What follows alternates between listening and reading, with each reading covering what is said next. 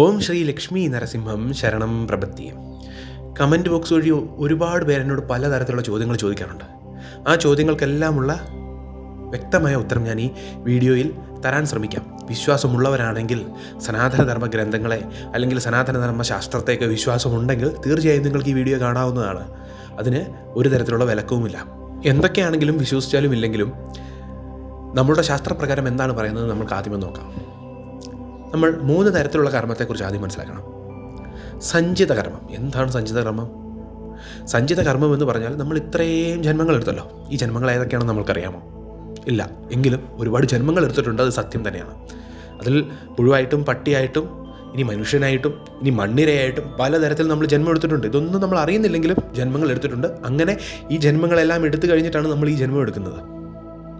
അത് നമ്മളുടെ എല്ലാ ഗ്രന്ഥങ്ങളും പരിശോധിച്ചാലും മനസ്സിലാവും. പ്രത്യേകിച്ച് കുലാനവ തന്ത്രത്തിലൊക്കെ വളരെ വ്യക്തമായി പരമശിവൻ പറയുന്നുണ്ട്, 84 ലക്ഷം തരത്തിൽ ജനിച്ചിട്ടാണ് നമ്മൾ ഈ ജന്മം എടുക്കുന്നത്, മനുഷ്യജന്മം. അപ്പോൾ ഇതിനു മുൻപ് എത്രത്തോളം ജന്മം എടുത്തു?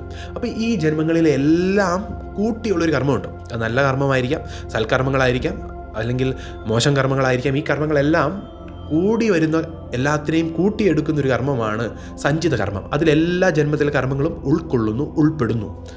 ഇനി രണ്ടാമത്തെ കർമ്മമാണ് പ്രാരാബ്ധ കർമ്മം. ഈ സഞ്ചിത കർമ്മത്തിൽ നിന്ന് ഒരു വശം എടുത്ത് നമ്മൾക്ക് ഈ ജന്മത്തിലേക്ക് തരും. അതാണ് പ്രാരാബ്ധ കർമ്മം.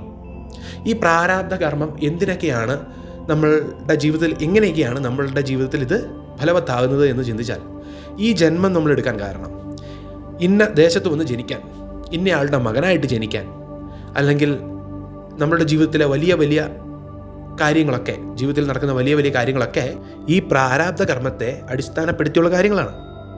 നമ്മൾ ആരുടെ മകനായിട്ട് ജനിക്കണം, ഏത് കുടുംബത്തിൽ ജനിക്കണം, അല്ലെങ്കിൽ എങ്ങനെ ജനിക്കണം, ഇതെല്ലാം നമ്മളുടെ പ്രാരാബ്ധ കർമ്മമാണ്. സഞ്ചിത കർമ്മത്തിൽ നിന്നെടുത്ത ആ പ്രാരാബ്ധ കർമ്മം, ഇതൊക്കെ നമ്മുടെ കർമ്മഭാരം തന്നെയാണ്. നമ്മൾ പലരും പറയും, എന്തിനാണോ ഞാൻ ഈ ജന്മം എടുത്തത്, എന്തിനാണോ ഞാൻ ഇന്നയാളുടെ മകനായി ജനിച്ചത്. അങ്ങനെ പറയുന്നതിന് മുൻപ് നിങ്ങളൊരു കാര്യം ചിന്തിക്കണം, ഇതൊക്കെ നമ്മളുടെ കർമ്മഭാരമാണെന്നാണ് നമ്മുടെ ശാസ്ത്രം പറയുന്നത്. അതുകൊണ്ടാണ് നമ്മൾ ഈ ജന്മം എടുത്തത്. അല്ലാതെ അത് ഭഗവാന്റെ തെറ്റല്ല, അല്ലെങ്കിൽ ദൈവത്തിൻ്റെ തെറ്റല്ല.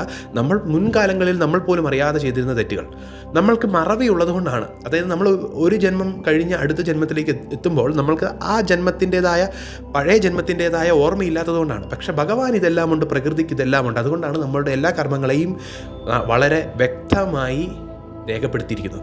അതിൻ്റെ അടിസ്ഥാനത്തിൽ നമ്മൾക്ക് എന്തും കിട്ടുകയുള്ളൂ. നല്ലത് ചെയ്താൽ നല്ലത് കിട്ടണമേ എന്ന് പറയില്ല, അത് തന്നെയാണ് കാര്യം.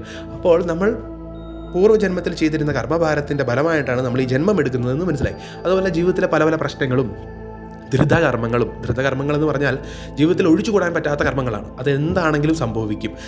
നമ്മളുടെ ഉപാസന ശക്തി, ഭഗവാനോടുള്ള അടുപ്പം, ഇതൊക്കെ വെച്ച് കാഠിന്യം കുറവായിരിക്കും എന്ന് മാത്രം. നമ്മൾ ദൈവത്തോട് കൂടുതൽ അടുത്തവരാണെങ്കിൽ, ദൈവവുമായിട്ട് അല്ലെങ്കിൽ മഹാന്മാരുമായിട്ടൊക്കെ കൂടുതൽ അടുത്തവരാണെങ്കിൽ നമ്മൾക്ക് അതിൻ്റേതായ കർമ്മഭാരത്തിൻ്റെ അടികൾ കുറവാണെങ്കിലും കിട്ടാനുള്ള അടി കിട്ടിയിരിക്കും. അതാണ് ധൃതകർമ്മം. ഇനി അധൃതകർമ്മം എന്ന് പറഞ്ഞാൽ നമുക്ക് മാറ്റാൻ പറ്റുന്ന കർമ്മങ്ങളാണ്. അപ്പോൾ ഇതെല്ലാം ഏകദേശം മനസ്സിലാക്കിയാൽ നമ്മളിനി മൂന്നാമത് മനസ്സിലാക്കേണ്ടതും നമ്മുടെ ജീവിതത്തിൽ ഏറ്റവും കൂടുതൽ ഫലം ചെയ്യുന്നതുമായ കർമ്മമാണ് ക്രിയമനകർമ്മം. ഇതാണ് നമ്മൾ ശ്രദ്ധിക്കേണ്ട കർമ്മം. ക്രിയമനകർമ്മം എന്ന് പറഞ്ഞാൽ നമ്മളിപ്പോൾ ചെയ്തുകൊണ്ടിരിക്കുന്ന കർമ്മമാണ്. നമ്മളുടെ കയ്യിലുള്ള ഒരു കാര്യമുണ്ടല്ലോ. നമ്മൾ പറഞ്ഞു, നമ്മുടെ ജനനമൊന്നും നമ്മുടെ കയ്യിലല്ല, അല്ലെങ്കിൽ നമ്മുടെ സഞ്ചിത കർമ്മം നമ്മുടെ കയ്യിലല്ല, പ്രാരാബ്ധ കർമ്മം വഴി വരുന്ന പല കാര്യങ്ങളും നമ്മുടെ കയ്യിലല്ല. പക്ഷേ നമ്മളുടെ കയ്യിലുള്ളൊരു കാര്യമുണ്ട്. നല്ലത് ചെയ്താൽ നല്ലത് കിട്ടണേ എന്ന് നമ്മൾക്ക് ഈ ജന്മത്തിൽ കാട്ടിത്തരുന്നൊരു കാര്യമുണ്ട്. അതാണ് ക്രിയമനകർമ്മം.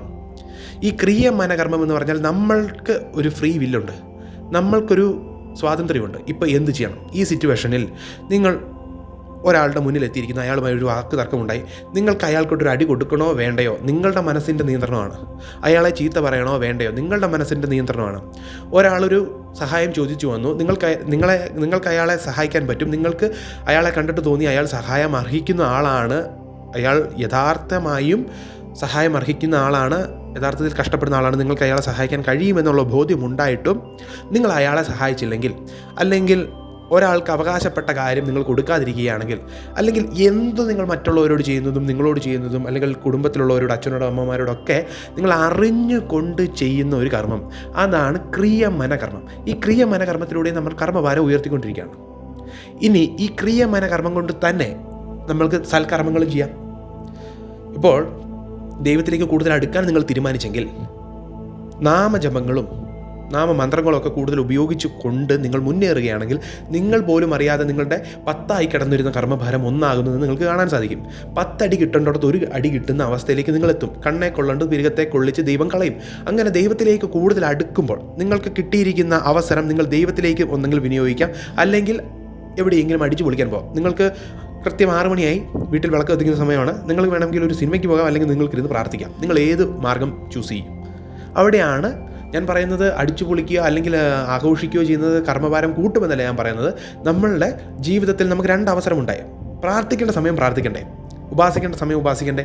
അപ്പോൾ ആ സാഹചര്യത്തിൽ നിങ്ങൾ എന്ത് ചെയ്യും? അവിടെയാണ് 6 മണി തൊട്ട് 7 മണി വരെ നിങ്ങൾ പ്രാർത്ഥിക്കുന്ന സമയമാണെങ്കിൽ അവിടെ പ്രാർത്ഥിക്കുക. അതിൽ വേറെ ഒരു തെറ്റ് ഉപേക്ഷയും വിചാരിക്കാതിരിക്കുക.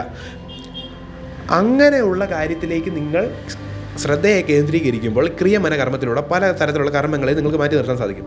നിങ്ങൾ ജീവിതത്തിൽ അടിച്ചു പൊളിച്ചുകൊള്ളൂ, അതിനൊന്നും ഭഗവാൻ ഒരു തെറ്റില്ല. പണം ഉണ്ടാക്കിക്കോളൂ, പുരുഷാർത്ഥങ്ങൾ നേടണമെന്ന് തന്നെയാണ്, അഷ്ടൈശ്വര്യങ്ങൾ നേടണമെന്ന് തന്നെയാണ് ഭഗവാൻ പറയുന്നത്. അതിൻ്റെ അകത്ത് ഒരു തെറ്റുമില്ല. നിങ്ങൾക്ക് എല്ലാ ഐശ്വര്യവും സമ്പത്തും അല്ലെങ്കിൽ ജീവിതാനുഭവങ്ങളും അല്ലെങ്കിൽ എന്താ പറയുക, നമ്മൾക്ക് ആഘോഷിച്ച് തന്നെ ജീവിക്കുക, അതിലൊരു സംശയവുമില്ല. പക്ഷേ ചെയ്യേണ്ടോടത്ത് ചെയ്യേണ്ട കാര്യങ്ങൾ ചെയ്താൽ ക്രിയമന കർമ്മമായി നിങ്ങളുടെ കയ്യിലേക്ക് വരുന്ന കർമ്മങ്ങളെ നിങ്ങൾ ബുദ്ധിപൂർവ്വം ഉപയോഗിച്ച് കഴിഞ്ഞിട്ടുണ്ടെങ്കിൽ ഉറപ്പായിട്ടും നിങ്ങളുടെ ജീവിതത്തിൽ വലിയ മാറ്റം ഉണ്ടാവും. ഇതാരും പറഞ്ഞു തരുന്ന രഹസ്യമല്ല.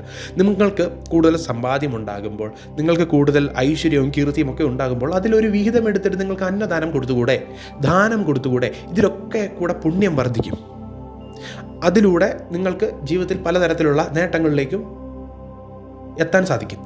പലരുടെയും കർമ്മഭാരം പല രീതിയിലാണ്. ഇപ്പം ഞാൻ പറഞ്ഞതിന് ഒരു രത്നം ചുരുക്കം പറയണമെങ്കിൽ 2 പേര് മുരുക ഭക്തരാണ്. ഒരു മുരുക ഭക്തന് 10 തവണ മന്ത്രം ജപിച്ചപ്പോഴേ എല്ലാ സ്വത്തും സൗഭാഗ്യവും കിട്ടി. മറ്റേ മുരുക ഭക്തൻ ലക്ഷക്കണക്കിന് തവണ ജപിക്കുന്ന അയാൾക്കൊന്നും കിട്ടുന്നില്ല. മുരുക ഭഗവാൻ അനുഗ്രഹിക്കാൻ 2 പേരെയും തയ്യാറാണ്. പക്ഷേ മുരുക ഭഗവാന്റെ നടുവിലുള്ള ആ മതിലെന്ന് പറയുന്നത് നിങ്ങളുടെ കർമ്മഭാരമാണ്. അപ്പോൾ കർമ്മഭാരത്തെ എങ്ങനെ എരിച്ചു കളയണം? മന്ത്രജപത്തിലൂടെയും സൽക്കർമ്മങ്ങളിലൂടെയും ദൈവത്തിലേക്ക് അടുക്കുന്നതിലൂടെയും നിങ്ങൾ എരിച്ചു കളയണം. അങ്ങനെ എരിച്ച് കളഞ്ഞതിന് ശേഷം നിങ്ങളുടെ ജീവിതത്തിൽ വലിയ മാറ്റം ഉണ്ടാവും. അപ്പോൾ ഈ കർമ്മഭാരത്തെ എരിച്ച് കളയാൻ പറ്റുമെന്ന് എങ്ങനെ ഞങ്ങൾ വിശ്വസിക്കുമെന്ന് ചോദിച്ചാൽ ഞാൻ നിങ്ങളോടൊരു കഥ പറഞ്ഞുതരാം. കാഞ്ചി മഹാപെരിയവ എല്ലാവർക്കും അറിയാവുന്ന ആളാണ്, മഹായോഗിയാണ്, മഹാഗുരുവാണ്. അപ്പോൾ കാഞ്ചി മഹാപെരിയവയുടെ അടുത്ത് വളരെയധികം തലവേദനയാണ്, എനിക്ക് തല പൊട്ടിപ്പോകുന്ന പോലെ വേദനയാണ്, എനിക്ക് സഹിക്കാൻ പറ്റുന്നില്ല എന്ന് പറഞ്ഞ ഒരു യുവാവെത്തി. കാഞ്ചി മഹാപെരിയവയ്ക്ക് കണ്ടപ്പോൾ തന്നെ മനസ്സിലായി ഇത് കർമ്മഭാരത്തിൻ്റെ തലവേദനയാണ്, അത് ജീവിതകാലം മൊത്തം ഉണ്ടാകുമെന്ന്. അപ്പോൾ കാഞ്ചി മഹാപെരിയവ അനുഗ്രഹിച്ചുകൊണ്ടൊരു കാര്യം പറഞ്ഞു, നിൻ്റെ തലവേദനയൊക്കെ മാറ്റിത്തരാം, നീ ഇത്ര ഭാരമുള്ള സാധനം തലയിൽ താങ്ങിക്കൊണ്ട് ഇത്ര കിലോമീറ്റർ നടന്നോളൂ എന്ന് പറഞ്ഞു.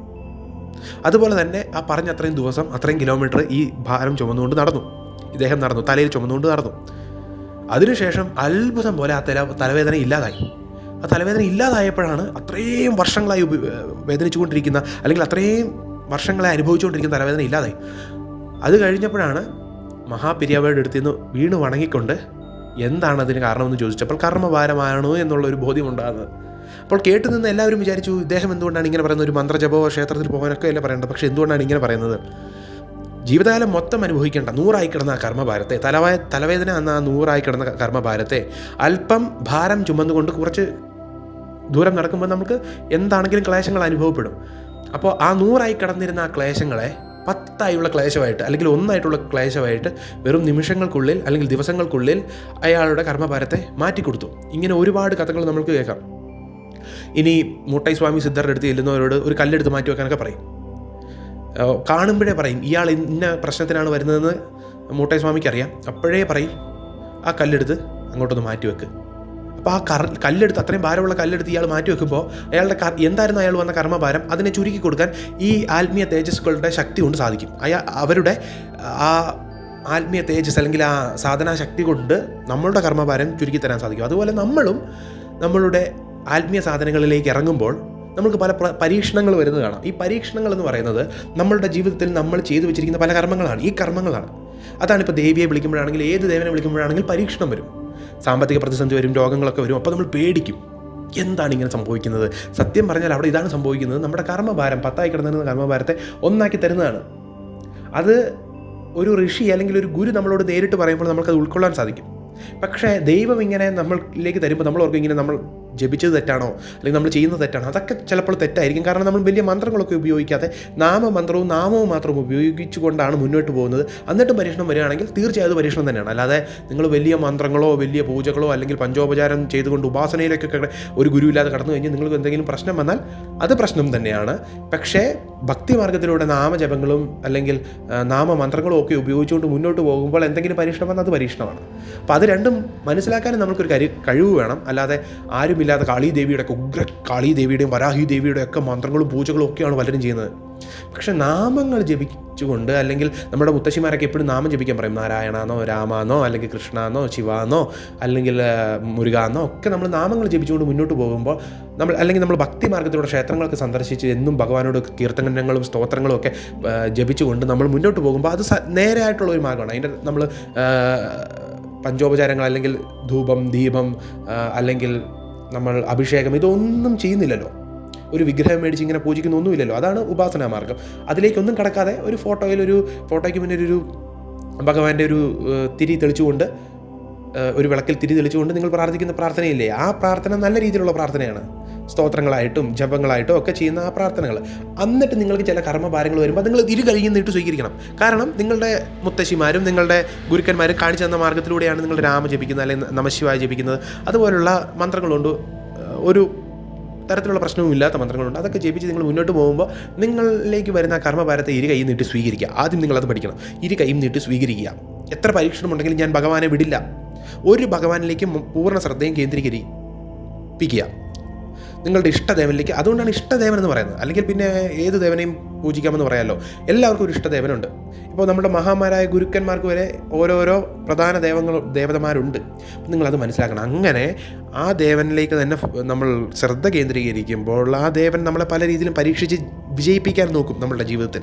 അപ്പോൾ അതിനെ കൈയും നീട്ടി സ്വീകരിച്ചുകൊണ്ട് മുന്നോട്ട് പോവുകയാണെങ്കിൽ ഇതുപോലുള്ള പല കർമ്മങ്ങളെയും കാഠിന്യം കുറച്ചുകൊണ്ട് അനുഭവിച്ചില്ലാതാക്കി ജീവിതത്തിൽ മുന്നേറാൻ തീർച്ചയായും സാധിക്കും. ഇത് അനുഭവിക്കാതെ മുന്നോട്ട് പോകാൻ സാധിക്കില്ല. ഇതിനി ആര് പറഞ്ഞാലും സാധിക്കില്ല.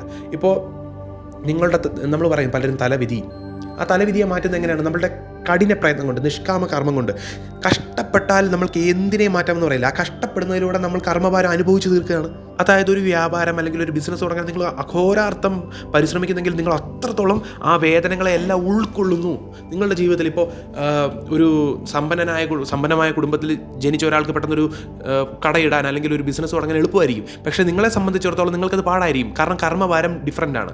കർമ്മഭാരം രണ്ടുപേർക്കും വ്യത്യസ്തമാണ്. ഇപ്പോൾ ധനികനായി ജനിച്ച ഒരാൾക്ക് പെട്ടെന്ന് അയാളുടെ പിതാവിനോട് ചോദിച്ചാൽ അയാൾക്ക് അതിൻ്റെ പണം കിട്ടും, അയാൾക്ക് ചെയ്യാം. പക്ഷേ അതേപോലത്തെ ഒരു ബിസിനസ് സാമ്രാജ്യം കെട്ടിപ്പടുക്കണമെങ്കിൽ നിങ്ങൾക്ക് ഒന്നേൽ നിന്ന് തുടങ്ങണം. നിങ്ങൾക്ക് ആരും സഹായിക്കാനില്ല. അപ്പോൾ നിങ്ങൾ അതിനനുസരിച്ച് കഷ്ടപ്പെടും. ഒന്നേന്ന് തുടങ്ങാനായിട്ട് നിങ്ങൾ ജോലി ചെയ്തും അല്ലാതെയും കഷ്ടപ്പെട്ടും ഒക്കെ പണം സ്വരുക്കൂട്ടി അല്ലെങ്കിൽ ലോണൊക്കെ എടുത്ത് നിങ്ങൾ ഒരുപാട് അലഞ്ഞ് കഷ്ടപ്പെട്ട് അതിലൂടെ നിങ്ങളുടെ കർമ്മഭാരം പൊക്കോണ്ടിരിക്കുക. നിങ്ങൾ അനുഭവിച്ച് തീർക്കുന്നതിലൂടെ നിങ്ങൾക്ക് വലിയ സൗഭാഗ്യങ്ങൾ വരും. ഏത് രീതിയിലാണെങ്കിലും നമുക്ക് ദൈവവിശ്വാസം കൂടിയിരിക്കണം. എങ്കിൽ മാത്രമേ നമുക്ക് നേരായ മാർഗ്ഗത്തിലൂടെ സഞ്ചരിക്കാൻ പറ്റുകയുള്ളൂ എന്നുള്ള കാര്യം ബോധ്യപ്പെടുത്താനാണ് ഈ വീഡിയോ ചെയ്തത്. വിശ്വസിക്കുന്നവർക്ക് വിശ്വസിക്കാം, വിശ്വസിക്കേണ്ടാത്തവർക്ക് ഒരു ചെവിയിൽ കൂടെ കേൾക്കുക, മറ്റേ ചെവിയിലൂടെ കളയുക. വിശ്വസിക്കുന്നവർക്ക് വേണ്ടി പറഞ്ഞതാണ്. ഓം ശ്രീ ലക്ഷ്മി നരസിംഹം ശരണം പ്രപത്തി.